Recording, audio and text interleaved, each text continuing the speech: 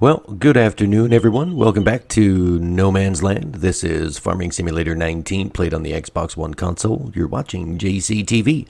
This is episode number 6. All right, so I took a little lunch break, and I'm just sitting up here on my deck, and I'm watching all the progress that the garden center is making.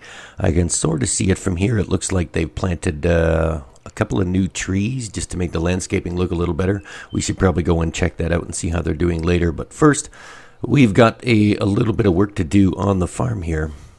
We need to go and see what's happening with our fields. We've got 2 fields that need fertilizing, I believe, and then the one field that we harvested earlier has a bunch of straw on the ground, so we're going to have to figure out a solution for that. We're probably going to have to go and buy a baler and a bale trailer of some kind.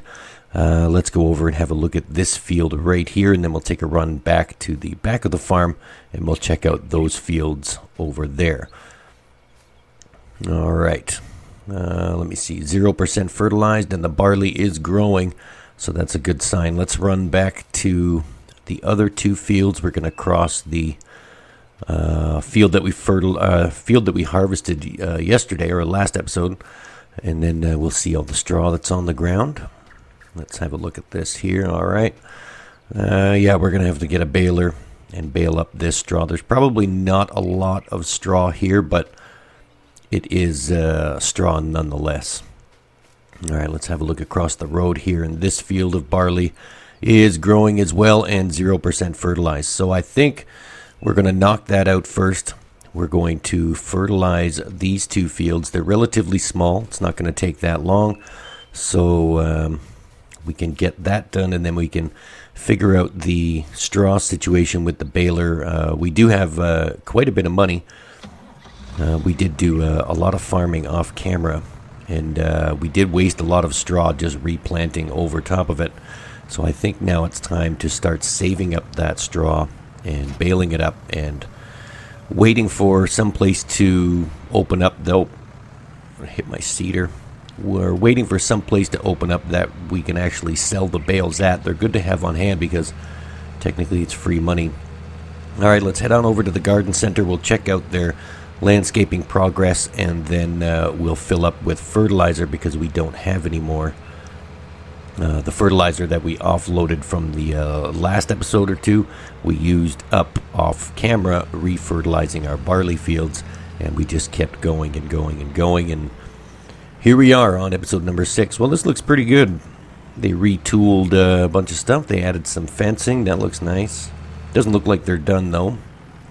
Nice little rock wall here to sit on while you're waiting for your stuff. And some trees to add some shade. It's very nice. It's good to see progress in motion here. All right, let's back up to the fertilizer tank. We'll fill this up, and then we'll go and fertilize our fields. We'll get this day, or the afternoon, started anyway. We did a lot of work this morning. We got a lot of things cleaned up and put away. Now we just have to worry about the afternoon. At some point we're going to have to discuss with the sawmill about lumber for a shed, because we're going to need another machine shed somewhere, and I'm thinking the sawmill is the place to speak to about that, seeing as how they graciously chop down all the lumber, and they are in possession of it all. So if I want something built, I'm going to have to talk to them. So we'll head over there a little bit later as well, after we get this fertilizing stuff squared away with. Now this field is relatively small. It should only take 2 passes to fertilize this. 1 up and 1 down, and then we'll be done. And we're not going to use that much fertilizer either. This Kuhn fertilizer spreader that attaches to the rear of the tractor is pretty efficient when it comes to fertilizer output. If you don't use one, I strongly suggest it. It's got a wide spreading radius. It covers a lot of ground, and you don't use a lot of fertilizer. It doesn't just spit it out all over the place. All right, this is the first field now complete, and we can drive on back to the other field, and we'll get that done hopefully in 2 passes as well, so that won't take very long. See, I'm thinking the new shed would go somewhere right there on our right beside the bale loft. I don't know. We'll have to see what the sawmill comes up with. we'll make a request and we'll see what they can do. All right, let's get this second field fertilized, and then we will be free to research balers and baler technology. All right, let's get things going here. This should not take long either. Looks relatively the same width as our other field. We could probably get it done in 2 passes as well. It's just a little longer. Now with all those trees gone, I'm wondering if we can extend the actual size of this field. But there's that big rock right there on our top right. I think that is going to impede the field largening, if that's a word. Maybe we'll just go outwards instead of upwards. Who knows? We've got a lot of land right there in front of us. Maybe we can make a larger field, or maybe in the other direction, but there seems to be a covered road over there. Seems like there used to be a road leading up to the top of that hill. I don't want to plow my field over top of an access way if someone were to move back here and find out that they had to drive around my field to get to where they need to go. But there's no one here. Maybe, I don't know, we'll think about it. You can see it off in the distance there. There's a little grass-covered laneway that needs to be re-landscaped, but that's not our problem. Our property line ends at the road right here, and it ends at the other side. So if we do want to extend this field, we are going to have to purchase the neighboring lot. The lots are roughly $85,000 a piece right now. We've got other things to worry about. Let's get the fertilizer spreader back in the shed. Yes, you can see this shed is getting very, very cramped. I've had to move the cultivator outside for now. We're running out of space, and I'm not even sure what I'm doing with that miniature trailer in between the harvester and the crop trailer. Let's just set this down here. Oh, I hit the plow. Let's move it over just a little bit. Oh, sorry, Mr. Plow. There we go. We'll just move this over, and then we should be good. All right. Let's just maneuver out of the shed here, and we'll have a quick look at the shop menu for balers. Now, I did hear that John Deere makes a cost-effective square baler that produces 4,000-pound bales. When I say cost-effective, I mean dirt cheap, as compared to these other ones that are $105,000 and $75,000 or $76,000 and $50,000 for a bale wrapper. That's kind of out of our ballpark of affordability. So I think we're going to just scroll until we see the John Deere baler that I've heard so much about. Where is it? These are really expensive. Oh, there's a pellet making equipment. We don't need that right now. Not worried about pellets. I'm into trailers. Oh, there it is. It was hidden. This must be the on-sale item. All right, so $12,000. That is well within our wheelhouse of affordability. That Massey Ferguson baler only produces 1,000-pound bales, and they're really, really small. So I don't think we could benefit from that. I think all of the other bales that were already here are 4,000 pounds. So it would be nice to be consistent and keep everything the same. So we're going to purchase this $12,000 baler, and then we're going to go to the shop and pick it up. But first, we need a trailer as well. So to go with the baler, Lizard makes a cost-effective trailer that holds 18 4,000-pound bales. So we will pick this up as well. We're going to choose the auto-loading model just to make things easier so we don't have to purchase bale forks or fumble around picking things up. It'd be better just to let the trailer do all the work. There we go. So now we can head on over to the shop and pick up our 2 new pieces of equipment and drive them back to the farm. But first, we got to make a little bit of room here. I'm going to have to, let's see. I'm going to have to put this cultivator back in the shed. Yeah. I'm not sure. See, I was thinking here for the shed. Then it's kind of close to that windmill. And then I have to remove the windmill. So there's extra work that's involved in putting the shed right there. So I'm thinking maybe over by the bale loft area is where it should go. I'm going to have to move that cultivator either way. So let's just maneuver over there, and we'll move the cultivator back inside the shed. And then we'll head on over to the shop and pick up our brand new baler and bale trailer. And then we'll bale up that straw, and then hopefully it'll be ready for reseeding at some point today. Yeah, you can see how cramped it is in here. I've had to put some equipment sideways just so I can get at it. I can't put everything just straight back into it because it's just not going to fit. So yeah, that broken windmill, I got to get rid of that. I don't know the first thing about repairing windmills, so I think maybe we'll just scrap metal it and leave it out by the side of the road somewhere. Whoever comes by can have it. The blades on the fan look damaged anyway. I don't think I can fix that. I know nothing about windmills. Alright.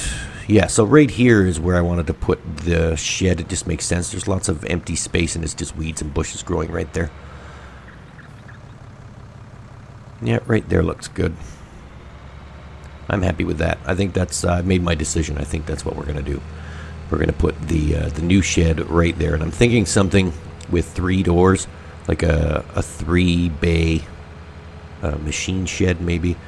Again, I have to check that over with the sawmill to see if they're able to do that. I'm not sure. I don't want to just order something without making sure that they can't do it. I don't know. I got to make sure it's within the realm of possibility. It is only me here, so I don't know. I don't know how much that is going to cost. What is that in the distance? I see more trees. What's going on up here? These trees were not here yesterday. They don't even look like pine trees.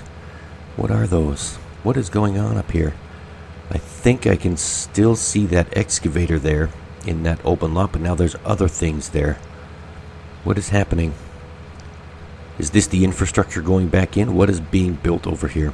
Oh, lots of trees. Fences. What's going on in here? Let's stop and take a look. This is intriguing because I did not know this was going on. Oh, interesting. Looks like a gas station. It looks like a gas station may or may not be moving in here. Well, that's handy. Some puddles on the ground. Everything's fenced off. I'm guessing it's not ready yet. It's not operational. That's why it's all fenced off. Oh, we got 2 excavators here now. We got this one that was here all along, and now this one is parked on a low loader.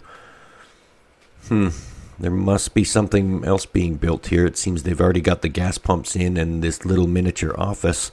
I'm guessing that's where you pay for your gas. I don't know. I guess we'll find out soon enough once all this fencing comes down and the landscaping is all complete. But it looks nice. Well, maybe this is a house. There's a chimney. I guess there's a fireplace inside. Maybe someone is going to be moving in here. Maybe the owner of the gas station is coming back to town. Who knows? Well, that's good news because I'm almost out of gas. And I don't know, I don't mind driving to the grain shop to fill my gas. This might be a little better to purchase things from the local businessman instead of the corporate entity. Always help the little businessman. That's good. Alright, so we'll keep an eye on that and make sure that we check back periodically to see when this is complete and when the grand opening is, because I'd like to buy some gas. I'm down just under half a tank. Alright, let's get to the shop here. There is our baler and trailer waiting for us, the baler and trailer. Alright, let's hook up to these. We'll get these back to the farm real quick, and then we will start baling some straw. Excellent, and we're back. We can start the baling process now. We've got the trailer here, we've got the baler here. Let's unfold this John Deere baler. Now, as I said before, there's not a lot of straw on the ground, and this baler produces 4,000 pound bales. I'm hoping for at least 5 bales of straw. If we can get to 5, that would be okay. Then we can just stockpile these for when we need them. When we do eventually get the new shed built, we can just stick them inside the shed maybe. I don't know. For now, I guess we'll just have to leave them outside until the new shed is built. But I want to reseed this field, so we can't leave this straw on the ground and we can't just let it go to waste like we've been doing. I would rather turn it into something that either I can sell or somebody wants to buy. If it can help somebody out, that'd probably be better. We don't really need the money, and if I'm only getting 5 or 6 bales of straw, then it's really not that much money to worry about. I'd rather it go to someone who needs it. If I can help someone else who's just starting out, then fine. Come and grab some straw. It doesn't make a difference to me. There's not a lot here, and there probably won't be a lot when we harvest that barley as well, because those fields are not that big, and the straw output on that harvester is not very optimal, I guess is the word I'm looking for. At some point, when we do amass enough money, we probably need a larger harvester with better stats, better capacity, better straw output, better miles to the gallon, you name it. That New Holland harvester does serve its purpose, but for the most part, it's a piece of garbage. I'm not gonna lie. It's old and it's rusted, and it works, but that's about it. So we should look at something else. Don't get me wrong, the New Holland harvester works fine for what we have, but if we want to look at expansion, and if we want to look at making this farm bigger and more profitable as time goes on, we're going to need larger equipment. And I guess we're going to start with the harvester. The seeder will work fine for now. It's a direct drill seeder, and we don't have to cultivate, so we're only keeping the cultivator on hand in case we need it or in case someone wants to borrow it. But right now it's kind of just taking up space as well. At some point we're going to have to go through the entire farm inventory, figure out what we need, what we don't need, and what we need to upgrade in terms of having a functional farm that makes money. That at the end of the day, that's the goal. We've got to expand the farm, buy property, plant crops, and make money. So we can't do that with substandard equipment, so we're going to have to make some tough choices in the future. How many bales do we have on the ground now? 2. Wow. I was hoping for at least 5. Let's see what this last strip of straw gets us. I believe there's still lots of straw left inside the baler. Alright, let's just shut it off and we'll drive it back here. We've got 3. No, is that 3? Or is that 2? 2 bales of straw. Alright, so what's inside the baler here? Let's just offload this real quick. Let's hit the button to offload, and we've got 4. Alright, so not bad. I was hoping for 5. We got 4. Not really much we can do with 4 bales of straw except load them onto the trailer and put them over by the bale loft. And we'll just let them sit there until someone needs them or until we need them. You never know when you might need a bale of straw. I don't know. We need something to sit on and relax and drink our morning coffee. We'll go over to the straw bales and sit down at the straw bales. Alright, let's leave the baler right here because I'm not going to try and cram it in that shed. We'll go back and we'll fire up the trailer. We'll configure the auto loading settings. And this way we don't have to get out of the tractor or attach anything. You just drive past the bales and the trailer picks them up, and that is that. Alright, there we go. Perfect. Auto loading is on. Perfect. This isn't going to take long at all because we only have 4 bales of straw. And then we can just bring these over to the hayloft, or the hay shed, or straw shed, the bale shed, whatever you want to call it. That rickety old thing out there by the pond with some bales in it. Alright, let's put these over there. And then we'll park the trailer. And then I think once this task is complete, we can start reseeding that field that we just baled. And then that'll be another task off of our list, and I think we can just probably go visit the sawmill after that and find out how much this shed is going to cost us. We're going to put these right over here. Let's see if we can get on the other side of that post. There we go. Perfect. Just raise those up a little bit. Gotta love these auto loading settings. We'll just leave these right here. That one bale that's sticking out can stay there for now. And we'll just park the trailer right here beside the shed. It's not going to go anywhere. And it's certainly not going to fit inside that other shed. Or maybe I can put the shed right there to our right. No, I don't know. I think I'm going to stick with my original idea. And we're going to put it over there where we stacked our lumber. Right beside this big rock is where we're going to put our new shed. I think that's where we're going to put it. Alright, let's go attach the cedar. And I think we need to, we've done so much planting over the last couple of days that we need to repair the cedar. So let's go and do that. Could use some bolt tightening. It is a little worse for wear. Alright, and it's full of seeds, so we don't need to go to the garden center to fill it up. We should be okay. Alright, let's just hop into the workshop here. We'll have a quick diagnostic check on the cedar. We'll see what needs to be done. Oh wow, it is almost broken. Well, now it's fixed. There we go, perfect. Now we can head on back and reseed that field. And, I'm not quite sure what we're going to plant. Maybe we'll stick with wheat again. And we'll just keep planting wheat and baling straw. Who knows? Let's head on back here and see what's what. There we go. Perfect. Now we don't have to replant over top of all that straw and waste all that money. So if we can get 4 bales per crop harvest, who knows? That might turn out to be something. We are going to get more bales from the other 2 fields as well. So we'll see what happens there. Alright, let's seed the rest of this field, and then we'll check back with you in a little bit. Alright, we are all finished seeding. This is the last little piece, and you can see we've still got over 90% of the fertilizer and quite a little bit of seed just over halfway.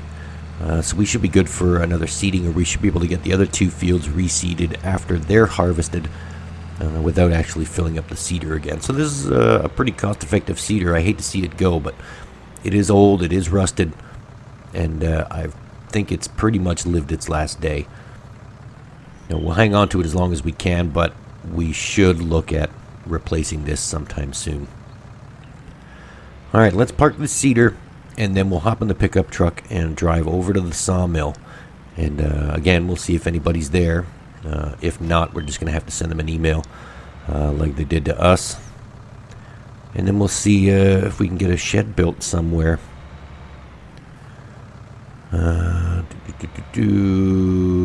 Okay.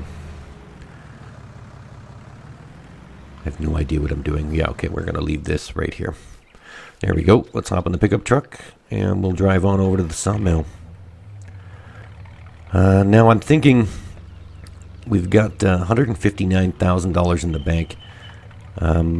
We could probably spend $59,000 on the shed. I'm hoping it's not going to cost that much, but with materials and labor, I don't know about labor. I don't even see any workers around here, but who knows? We can budget $59,000. However, I don't know if it's going to cost that much.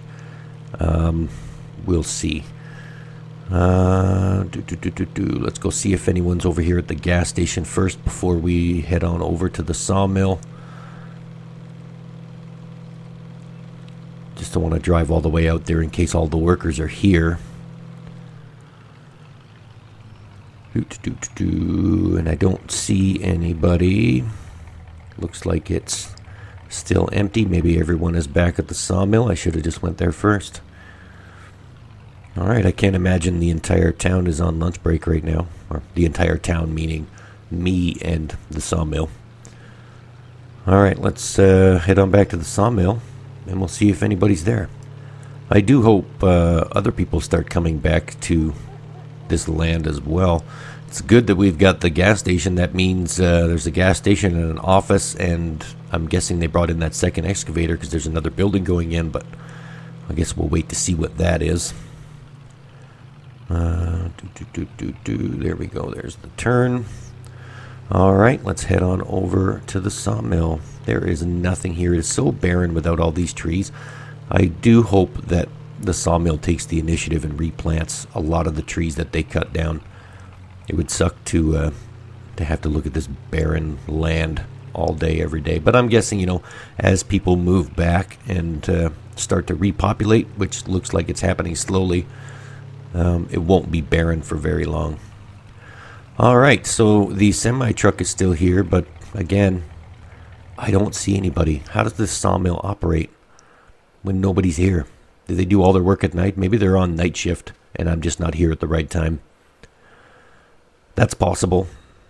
Let's go have a look out back just in case, and if no one's back here, then we'll just send them a quick email and wait for a response, I'm guessing.